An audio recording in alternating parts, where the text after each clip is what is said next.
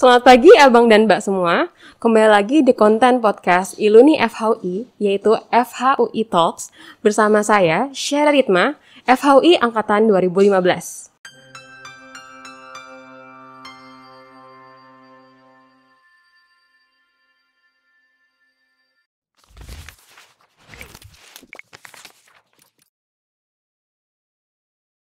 Hari ini kita akan ngobrol bersama narasumber kita, Dr. Lidwina Inge Nur Cahyo, SH.MSI, atau yang lebih diakrab dipanggil Mbak Inge. Mbak Inge adalah dosen FHUI dan ahli hukum dan gender. Nah, untuk topik kita hari ini akan membahas tentang rancangan Undang-Undang Tindak Pidana Kekerasan Seksual atau RUU TPKS. Oke, tanpa berlama-lama lagi, kita mulai ngobrol-ngobrolnya dengan Mbak Inge. Halo Mbak Inge. Selamat pagi Mbak. Pagi Mbak, gimana Mbak kabarnya? Sehat, semoga teman-teman juga sehat semua. Amin. Makasih loh Mbak sudah menyampaikan hadir hari ini. Oke, kita langsung aja Mbak. Mbak, ini kan lagi rame ya tentang RUU TPKS. Ya. Aku mau tanya nih Mbak, banyak orang yang berpendapat bahwa RUU TPKS ini agar segera disahkan. Ya. Memangnya urgensi RUU TPKS ini seperti apa sih Mbak? Mungkin kalau mengatakan soal urgensi, maka kemudian bagi kita penting untuk melihat soal jumlah.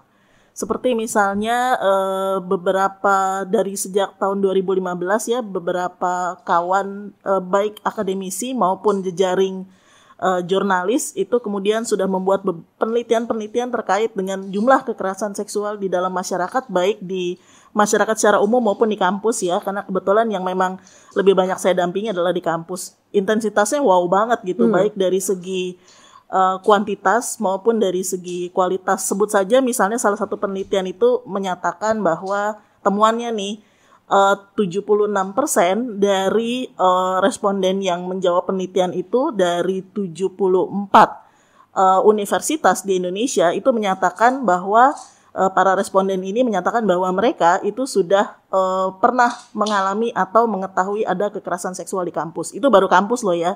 Nah, ini kan memperlihatkan bahwa sebetulnya dari segi kuantitas udah cukup tinggi. Nah, kalau dari segi kualitas saya kira teman-teman tentu sudah juga memperhatikan banyak sekali, terutama belakangan ini, berita-berita tentang kekerasan seksual di dalam masyarakat, dan korbannya itu bukan perempuan dewasa gitu ya, tapi itu adalah anak-anak, kemudian juga remaja, balita gitu. Dan ini kan sangat menyedihkan gitu, karena kita tahu semua bahwa konsekuensi dari atau risiko dari kekerasan seksual itu kan adalah bukan hanya soal luka fisik gitu ya, tetapi juga bahwa terjadi luka yang lebih dalam konteks psikologis dan mental. Dibandingkan dengan hukum yang berlaku sekarang nih Mbak, memang apakah ada yang kurang sehingga kita harus menyusun baru regulasi terkait ini? Atau existing law sekarang tuh gimana sih Mbak? Apakah belum mengedepankan kepentingan korban? Jadi secara singkat saya coba untuk mapping aja ya. Seperti misalnya kita tuh sebetulnya punya kitab undang-undang hukum pidana. Tetapi kemudian di dalam kitab undang-undang hukum pidana kita secara fokus yang tindakan atau bentuk kekerasan seksual yang kemudian dapat dipidana itu sangat sempit banget gitu. Jadi kayak misalnya terbatas pada perkosaan atau percobaan perkosaan gitu ya. Pencabulan pun masih terbatas pada konteks pencabulan secara fisik gitu, dan kadang-kadang istilah pencabulan sendiri digunakan untuk memperhalus dari tindakan kekerasan seksual itu, padahal itu jelas-jelas adalah kekerasan. Kemudian juga kalau di dalam kitab undang-undang hukum pidana kita masih diletakkan pada judul kesusilaan. Padahal kan kalau kita tahu ya, yang namanya susila itu kan berkaitan dengan segala sesuatu yang halus, yang baik gitu. Nah, ini kan udah kayak tadi saya bilang, konsekuensinya merusak bukan hanya fisik, tetapi juga mental, psikologis, masa depan orang. Ya udah nggak bisa lagi harusnya ditaruh di dalam judul susila, tetapi itu adalah ya udah katakan saja bentuk kekerasan seksual. Dan pada beberapa undang-undang lain seperti misalnya undang-undang ITE, undang-undang pornografi itu tidak berpihak pada korban. Jadi justru fokusnya adalah bagaimana memidanakan suatu tindakan di mana kemudian mengandung konten intim. Kalau salah satunya di pasal 27 ayat 1 undang-undang ITE ya. Nah, tetapi kemudian kan seringkali justru ini mengkriminalisasi korban dari kekerasan seksual yang terjadi secara daring gitu ya, atau teman-teman di Komnas Perempuan sudah mempopulerkan dengan istilah KBGO gitu ya.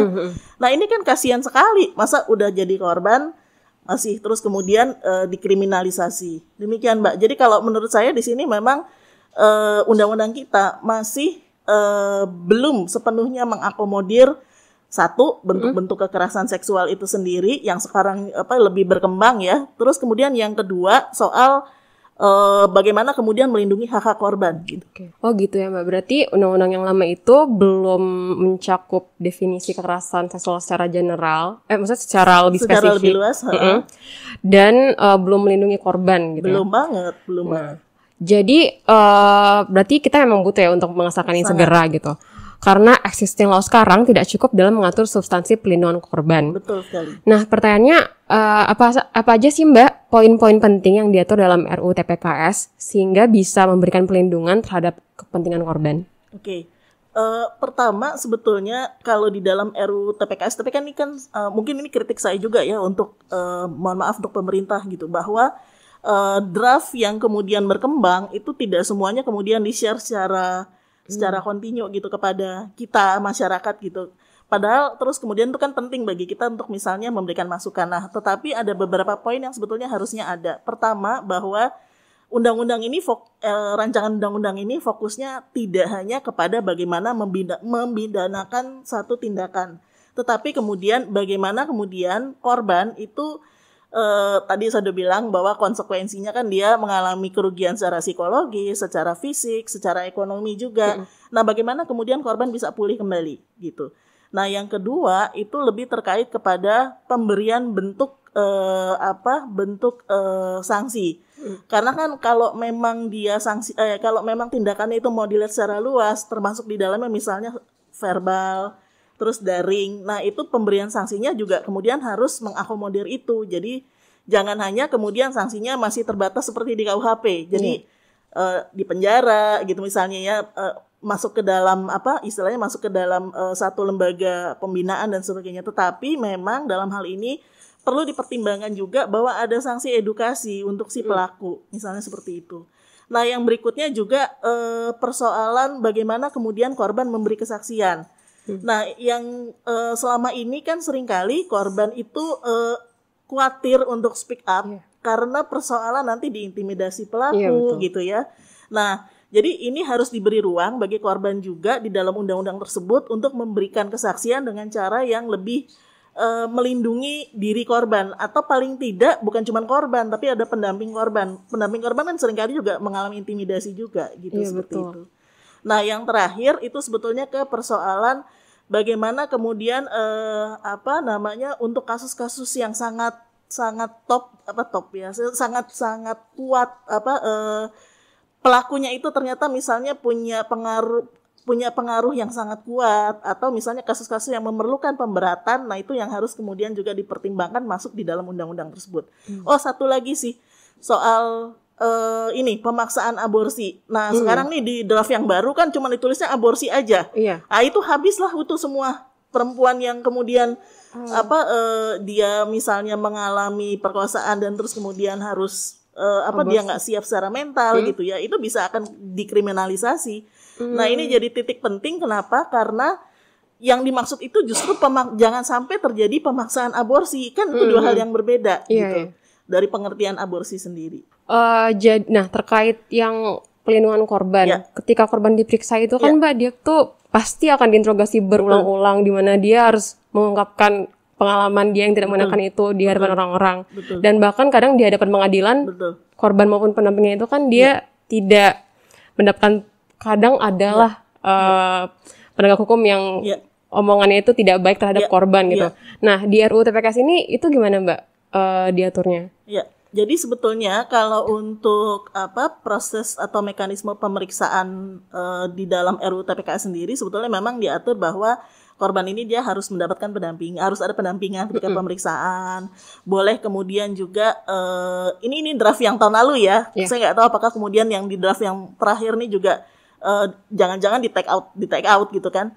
Nah, itu yang kemudian juga korban harus kemudian kalau memang dia belum siap secara mental, maka kemudian dia harus mendapatkan kesempatan untuk memberikan kesaksian secara jarak jauh gitu. Jadi memang teman kalau di Indonesia kan belum ada tuh proses model affidavit itu. Jadi dia direkam terus kemudian boleh. Nah, biasanya kan kalau sekarang karena pandemi, jadi kalau sidang ya dia secara langsung gitu memberikan kesaksian. Nah, mungkin kalau dalam kasus-kasus kekerasan seksual ini di RUU TPKS itu juga sudah diatur gitu, tetapi kemudian itu penting tuh untuk dijaga tuh supaya pasal-pasal itu jangan sampai di take down lagi gitu ya dari draft itu, karena itu meaningful banget, apa istilahnya itu mengakomodir korban banget kondisinya gitu. Iya. Saya kira itu dulu. Tadi sebenarnya ada yang mau saya omongin, nanti deh. Oke, Mbak. Nah, untuk yang perihal perekaman itu, ya. Berarti hukum yang sekarang belum mengakomodir gitu. Sementara ini sih yang ada sih, saya ingat ada beberapa kasus yang memang secara khusus itu dia tapi itu anak ya, kasus anak. Tapi itu belum berlaku secara umum sih. Jadi nah, mungkin kalau di RUU TPKS ini kalau memang itu pasal itu tidak di take down ya. Jadi korban itu dengan teknologi informasi yang sekarang jauh lebih maju ya, dia bisa tuh kayak Zoom, kalau pengadilan kan sekarang pakai Zoom gitu kan. Nah, itu bisa tuh dia kasih kesaksian. Tapi tetap harus didampingi oleh pendamping gitu. Nah, masalahnya nih ya, seringkali kalau di sidang itu si pendamping ini cuman dibatasin sampai sekedar kuasa hukum. Padahal kan harusnya kayak pendamping psikolog. Terus kemudian kalau dari lembaga itu kan ada juga yang misalnya dia sudah nyaman dengan orang itu waktu konseling gitu ya. Nah, itu kan sebenarnya harusnya boleh dihadirkan sehingga kemudian dia percaya, dan ketika memberi kesaksian dia cenderung lebih terbuka gitu. Jadi itu yang masih sering kali kemudian belum dapat dilakukan di dalam proses-proses di persidangan kita saat ini. Nah, semoga sih di RUU TPKS itu jangan di take down gitu, karena udah ada sebetulnya. Oke. Nah, kemudian nih Mbak mau nanya terkait restitusi. Apakah restitusi itu merupakan kewajiban bagi pelaku untuk dapat merehabilitasi korban atau merupakan bentuk penghukuman dari pelaku seperti pidana denda? Ya, oke. Nah, jadi kalau basisnya kan sebetulnya ya restitusi ini bisa dua cara ya. Yang pertama dia ditujukan memang dalam rangka untuk memulihkan si korban. Nah, tapi kemudian hati-hati karena bisa kemudian ini direduksi jadi seolah-olah pokoknya udah kasih duit udah beres gitu ya. Atau kadang-kadang mohon maaf nih, mungkin nanti teman-teman aparat penegak hukum jangan nonton acara ini, saya nggak tahu ya, nanti saya bisa diprotes juga, biarin aja. Tetapi seringkali kemudian juga terjadi bahwa APH itu menggunakan wewenangnya untuk memediasi kasus terus kemudian menikahkan si pelaku dengan si korban. Gitu. Nah, ini kan ini bukan restitusi dan bukan hukum progresif juga gitu ya. Tetapi yang harus dilakukan justru apakah kemudian pelaku itu mendapatkan hukuman jerak gitu ya. Yang kedua, apakah kemudian dengan proses penjeraannya itu dia kemudian juga ada sumbangannya terhadap korban sehingga korban bisa mengalami pemulihan. Nah, itu kan sebenarnya kan semangatnya restitusi seperti itu. Nah, kalau ternyata si pelaku ini misalnya dia secara ekonomi dia nggak mampu untuk melakukan itu. Nah, itu berarti kan memang yang akan jadi beban negara. Nah, ini sebenarnya juga diatur nih di dalam RUU TPKS gitu.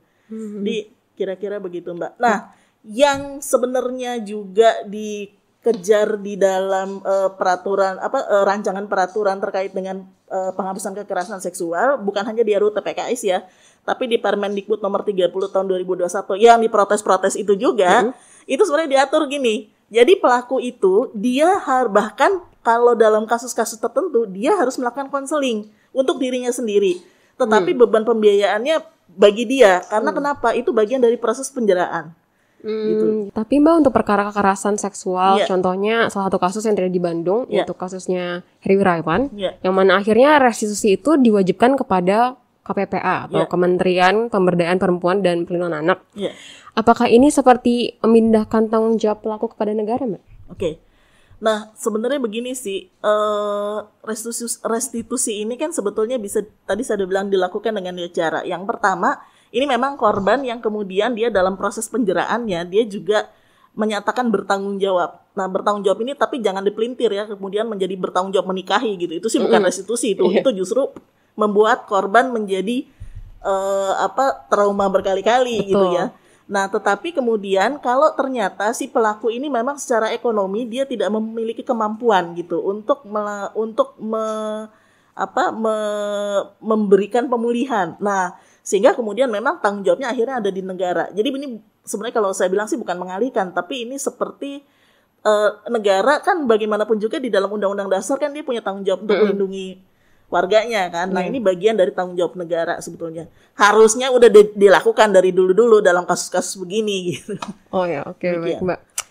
Nah, seperti sekarang nih banyak kasus-kasus yang terjadi di media massa di mana korban dia itu meng-up hal yang terjadi kepada dia ke sosial media sehingga viral. Karena kan seperti kita tahu hukum di Indonesia baru akan ditindaki kadang kalau ada viralnya gitu ya Mbak gitu. Nah, sedangkan si pelaku ini dia merasa dia korban juga atas pencemaran nama baik gitu Mbak. Nah, apakah RUU TPKS ini sudah dapat menjawab perkara tersebut? Terutama di ruang cyber. Dan apakah RUU TPKS ini dapat mencegah adanya laporan dari pelaku maupun kerabat pelaku terhadap korban itu? Oke, baik. Nah, jadi kalau di dalam RUU TPKS ini sendiri sebetulnya ya memang ada perluasan terkait dengan wilayah kekerasannya. Jadi tidak hanya kemudian secara fisik, tetapi juga dia secara daring yang kita sebut sebagai KBGO itu. Nah, tetapi kemudian saya kira RUU TPKS ini juga harus didukung dengan perubahan di dalam Undang-Undang ITE. Karena bagaimanapun juga tuh pasal 27 ayat 1 itu ini banget loh, itu menjadi satu hambatan secara khusus ketika misalnya si korban mau melakukan pelaporan. Kan mau nggak mau kan seperti kasusnya Baik Nuril misalnya ya, dia kan merekam. Terus kemudian ada beberapa kasus juga gitu ya, yang kemudian itu dikirimin lewat WhatsApp, mau nggak mau harus di screenshot. Nah itu kan berarti kan memang harus ada mekanisme tersendiri untuk menyerahkan bukti gitu kan. Nah masalahnya kemudian hukum acara kita siap nggak gitu. Jadi jangan sampai juga nih ya berarti memang selain RUU TPKS harusnya hukum acara kemudian Undang-Undang ITE juga ada perubahan disesuaikan. Dan untuk sekarang apakah sudah ada koordinasi dengan hukum acara dan UITE untuk hal ini? So far sih kalau sepengetahuan saya kalau untuk untuk hukum acara kita itu sama kasusnya ini akan sama seperti UU PKDRT gitu ya. Jadi memang menyesuaikan akhirnya, dan saya kira juga beberapa lembaga penegak hukum seperti misalnya pihak kejaksaan itu sudah punya pedoman khusus gitu ya untuk pengaturan kasus-kasus perempuan dan anak. Kemudian juga hakim juga. Nah, tetapi kemudian memang hukum acaranya sendiri secara core-nya. Nah, itu yang memang juga harus ada, paling tidak ada mengakomodir lah gitu, bahwa ini memang satu bentuk kesaksiannya bisa melalui secara rekam gitu ya, itu. Terus kemudian yang kedua dalam kasus-kasus KBGO seperti ini maka kemudian bukti bisa diserahkan dalam bentuk apa saja gitu. Jadi itu yang mungkin harus clear juga gitu ya bagi aparat penegak hukum. Tadi juga sempat menyebutkan tentang aborsi di RUU TPKS. Itu boleh dijelaskan lebih lanjut dulu nggak, Mbak? Ya, jadi sebetulnya kalau di dalam RUU TPKS ini semangatnya adalah jangan sampai misalnya kan seringkali kan korban kekerasan seksual ini dalam rangka si pelaku itu menghilangkan jejak kekerasannya, kan misalnya bisa terjadi bahwa ternyata si korban ini hamil, mengalami kehamilan. Nah, terus tiba-tiba dia ternyata si pelaku nggak mau ketahuan gitu ya. Nah, ini dia dipaksa untuk melakukan aborsi. Nah, inilah yang kemudian sebetulnya oleh pihak teman-teman yang kemudian mengusulkan undang-undang ini, RUU ini, itu yang justru dijegah. Jadi jangan sampai terus kemudian nih seperti jatuh tertimpa tangga lagi gitu. Nah, tetapi kemudian kelompok-kelompok di dalam masyarakat itu kan ya, masyarakat Indonesia kan apa boleh buat ya, kita boleh bilang masih religius gitu ya. Itu takut banget nih jangan sampai terus kemudian nih melegalisasi aborsi. Jadi justru yang diomongin itu adalah larangan aborsinya. Nah, ini kan dua hal yang berbeda gitu. Larangan untuk aborsi sendiri kan sebenarnya udah diatur di dalam Undang-Undang Kesehatan gitu ya. Nah, sebetulnya yang mau disasar di sini adalah jangan sampai korban perkosaan misalnya itu kemudian keburu keburu mengalami paksaan aborsi juga gitu, karena si pelaku ini mau menghilangkan jejaknya dia gitu. Jadi kalau pemahaman saya salah, tolong dikoreksi Mbak. Jadi di RUU TPKS ini dia lebih kayak memperbolehkan korban pelecehan itu untuk aborsi atau gimana? Sebenarnya sih lebih ke bukan jangan sampai. Jadi gini, maksudnya justru yang dilarang itu adalah apabila korban itu mengalami pemaksaan jadi aborsinya itu karena aborsi dipaksa oleh pelaku. Nah, itulah yang diatur gitu. Jadi bukan perbuatan aborsinya sendiri gitu. Gitu. Nah, tetapi ini yang kemudian istilahnya diangkat oleh teman-teman yang nggak setuju dengan RUU TPKS. Isunya yang diangkat justru adalah RUU TPKS melegalisasi aborsi. Padahal itu kan dua hal yang berbeda. Gitu. Jadi lebih ke pemaksaannya ya Mbak ya? Betul sekali. Oke, terakhir nih Mbak, harapan Mbak terhadap RUU TPKS tuh kedepannya gimana Mbak? Atau harapan Mbak Inge kepada para sivitas akademika dan masyarakat umum terkait dengan RUU TPKS ini? Saya sebenarnya gini, RUU TPKS ini kan sebetulnya kan bukan baru 2020, bukan baru 2021 ya, tetapi memang udah, kalau saya nggak salah tuh bahkan udah dari 2015 deh atau sebelumnya lagi malah. Nah, kekerasan seksualnya sendiri nggak berhenti gitu, tapi justru makin lama makin tambah intens, makin tambah banyak gitu ya. Nah, ini sebetulnya emang udah darurat banget sih untuk disahkan, sehingga kemudian kalau menurut saya segala perdebatan yang terus kemudian terkait dengan kecurigaan itu penting untuk kemudian stop, dan kan udah clear juga gitu ya. Nah, sehingga kemudian memang yang penting dipikirkan adalah kita itu dalam kondisi darurat nih gitu, sehingga kemudian itu perlu untuk segera disahkan RUU TPKS itu. Terima kasih. Untuk sekarang itu dulu aja ya Mbak Inge. Terima kasih kepada narasumber kita. Mbak Inge, terima kasih atas waktunya. Terima kasih banyak. Demikian ngobrol-ngobrol kita di Iluni FHUI Talks episode kali ini. Sampai jumpa di Iluni FHUI Talks berikutnya. Saya Syarit Madani, sampai jumpa.